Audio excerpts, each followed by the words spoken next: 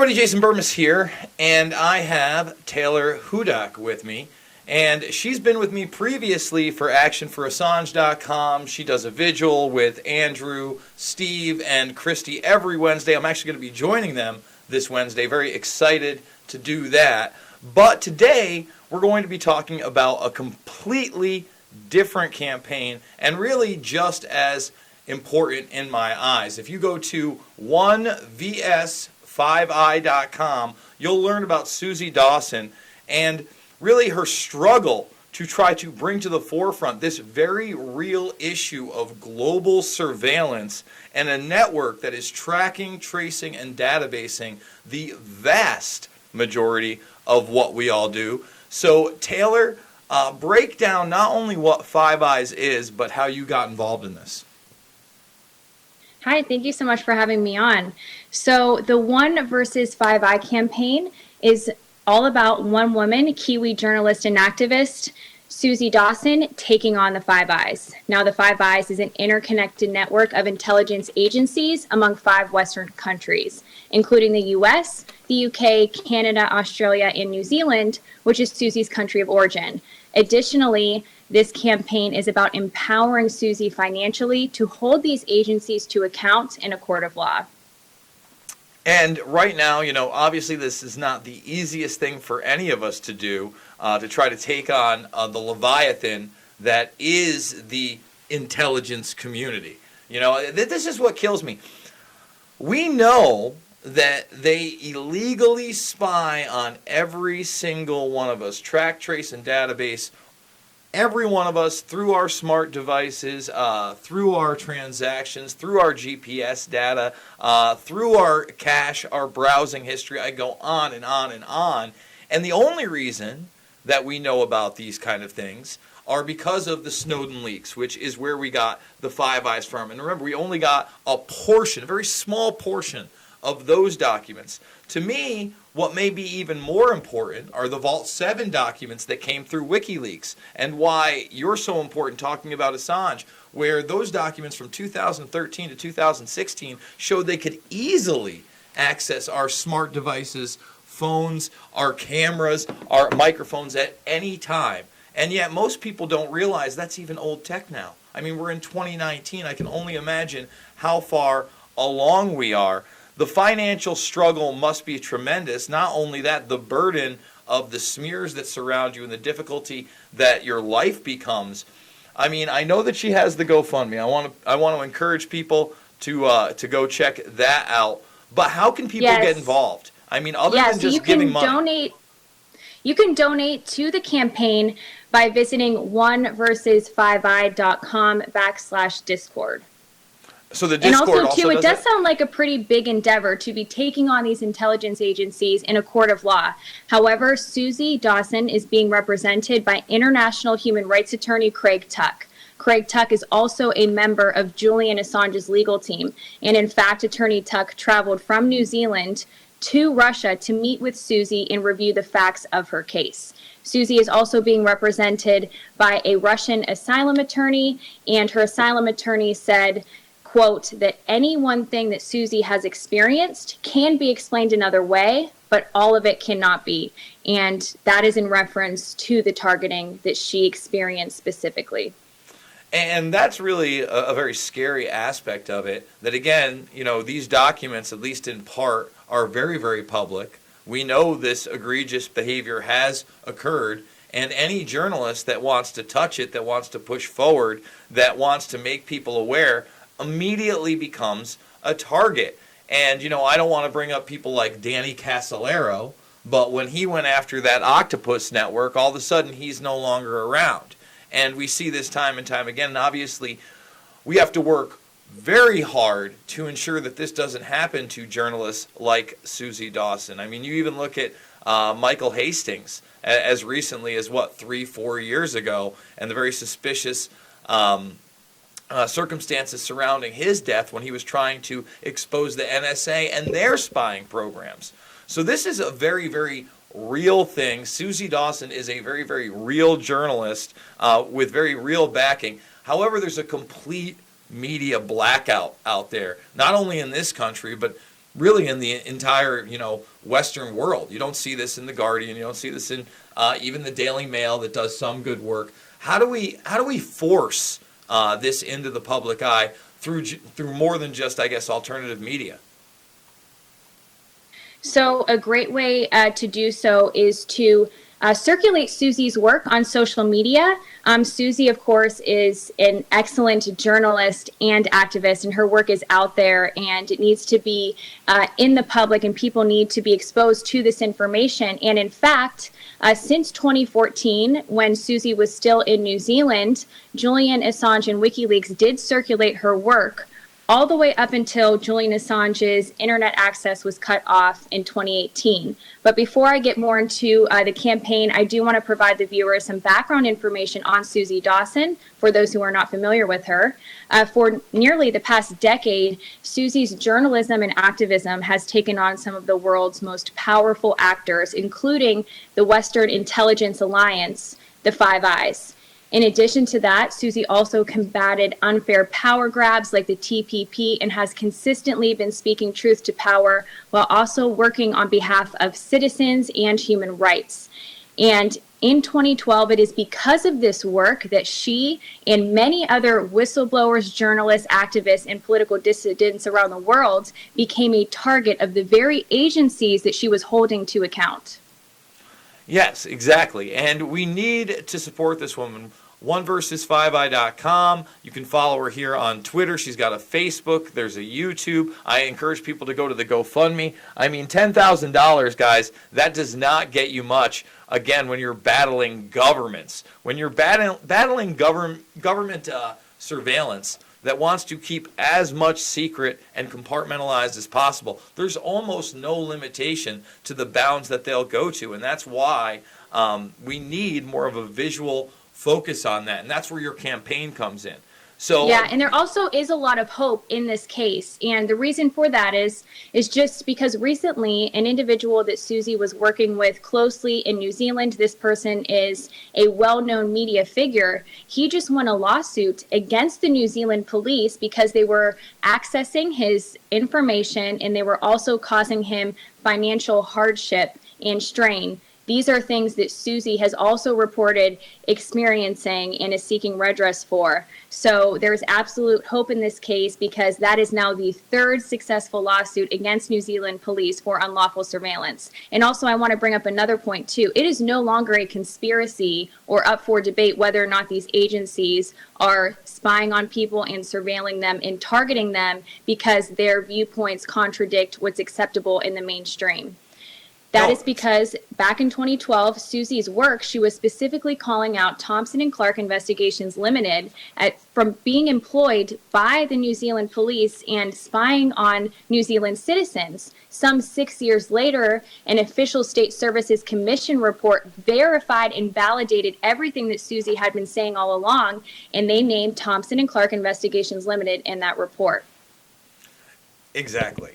And for people to think that this is like imagination land, they don't understand that the levels of gangsterism goes way higher than what you see in Italians and organized crime and, gangsters on the street. The real gangsters are the big businesses. They're the governments of the world. They're the ones that have each other's back. I remember back when Michael Clayton was out there, a lot of people didn't like the movie because they didn't get it. And it showed that integration of how these, spy networks work for not only government agencies, but private corporations. These are the real cartels of the world, and they work hand in hand. Even Snowden himself, with the leak of these documents, he was never officially working for the CIA. He was working for these subdivisions that were contracting for the CIA that gave him access to these documents.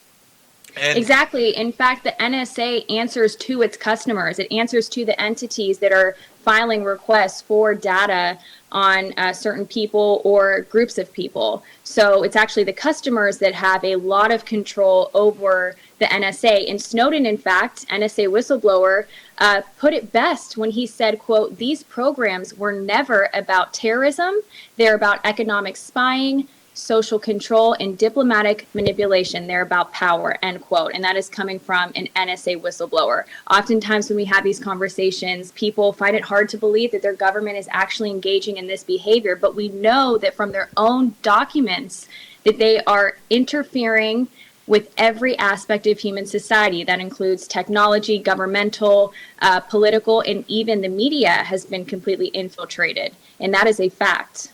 Yeah, no, it's absolutely a fact. I don't know if you saw the news in the last couple of days, but when in that 500-person roundup in Tehran, they're saying 8 of those people were CIA, and they're saying they're CIA-trained citizen journalists from other nations. And we know that the Central Intelligence Agency obviously uses their moles and their influence in Western journalists and pundits and TV and that sort of thing. But it's also a way to get access into these places, where they want to disrupt societies. And that's the thing. The United States has been disrupting second and third world nations on the record through the CIA for decades upon decades upon decades. And again, when you try to expose that in any meaningful form, you become a target of these organizations. That's exactly correct. And that is what has happened to Susi Dawson. But it's not just Susi that this happens to. This happens to many people around the world, like I was mentioning earlier. In fact, Susi was a very prominent member of a movement against the TPP while she was in New Zealand. And another woman who she did not know, who was also working on the same forms of activism at the same time, who was in America, both of them were able to find each other because they were both experiencing very similar forms of targeting, despite the fact that they were in different countries on opposite sides of the world. So what that shows is that this is a very systemic, coordinated effort on behalf of these agencies to really deter people from engaging in very important work. Absolutely, 100%. And so again, we have this court case. Where does this stand? Because often these things can take months, if not years, to resolve, especially when you're dealing with government organizations, when you're dealing with special compartmentalized information, SCIC documents. So where are we at? Where is this going right now? Well, we are still in the fundraising process, and specifically the legal aspects of the case. Because I am not a trained attorney and I am not a member of Susi's legal team, I cannot really speak to those issues. So I would defer you to her legal team and her attorneys to speak more about that. But she has she's being represented by a fantastic attorney, Craig Tuck, who I had mentioned earlier. And she's being represented well, but she does need our help because, of course, it does cost quite a bit to hold these agencies accountable in a court of law. So any amount of money to go towards this is very beneficial. And you could do so by visiting oneversus5i.com/donate.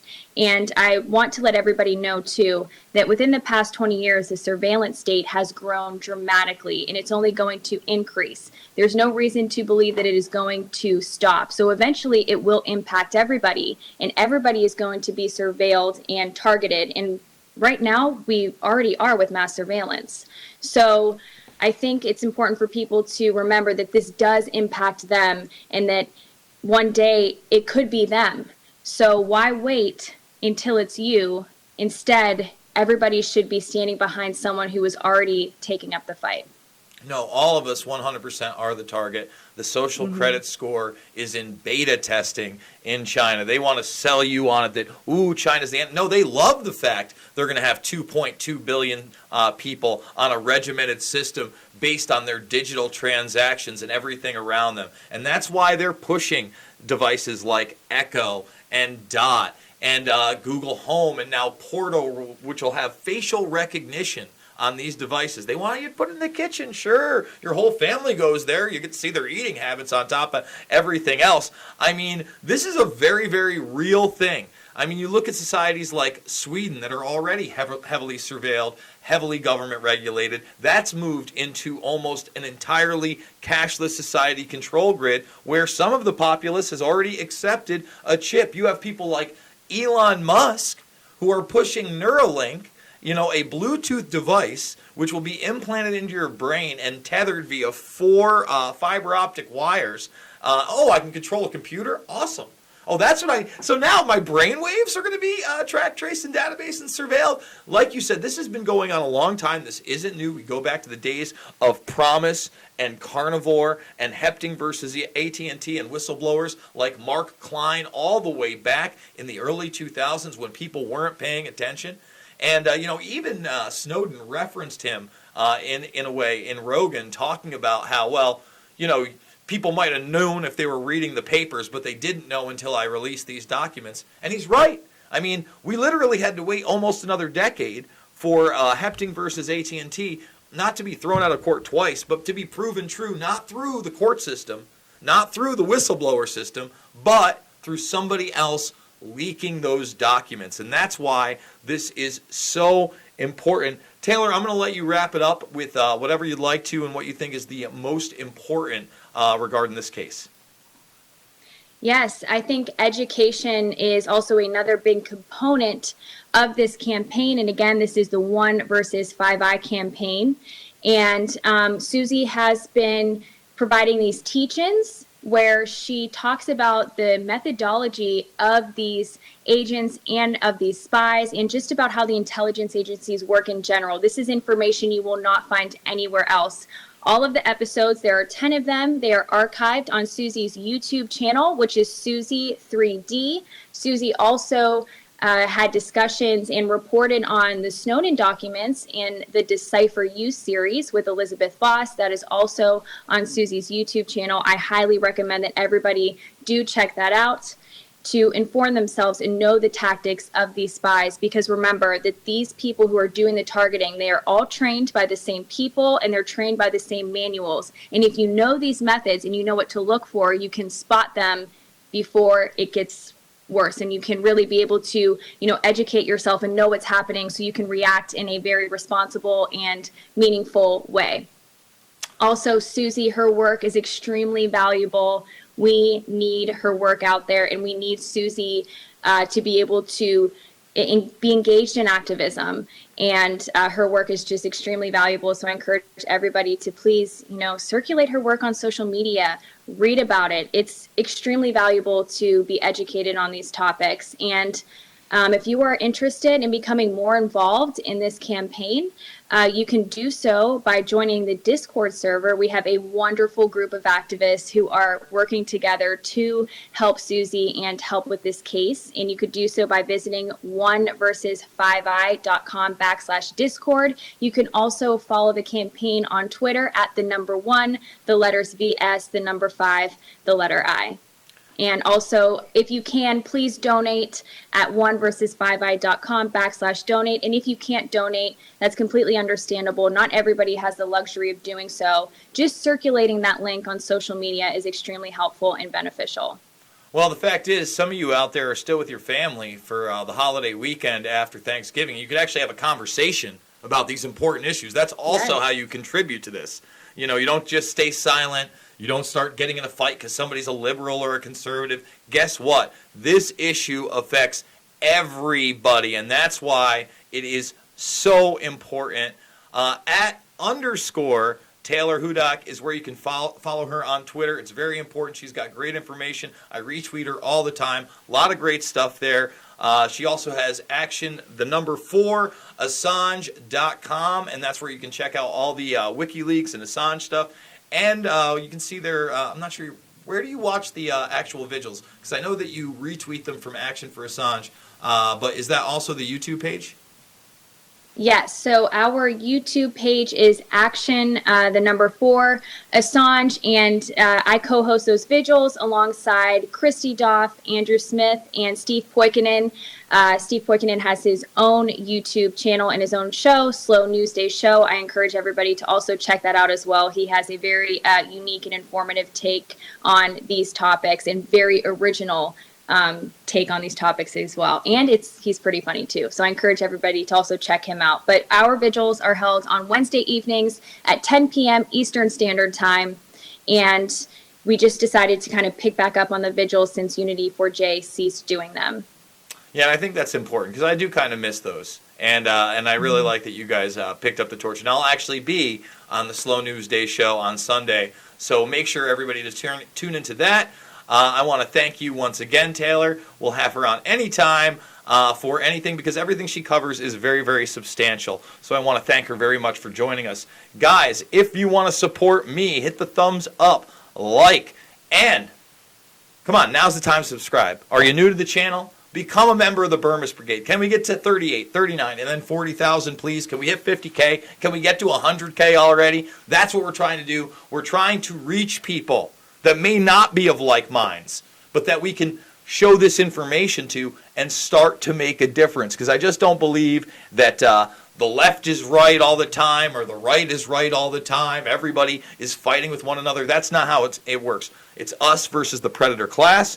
I'm a documentary filmmaker. I've actually made a couple films on that subject, Invisible Empire, A New World Order Defined, Shade the Motion Picture. I'm not even asking for your money for them. They're free right here in the playlist section. So I'm not selling you nothing. You can watch Fabled Enemies and Loose Change Final Cut as well, free right here. Please do so. Share those links with others. Share links to this one. And if you do want to financially support me, there is no subscribed star. There is no Patreon. There's just me here. There's no special Skype sessions where I'm going to grease my nipples up and recite the Constitution for you. Nothing weird like that. No deep dive document, private sources that I'm not giving everybody. Everything I do is free. I absolutely love you guys, and I will see you all on the flip side.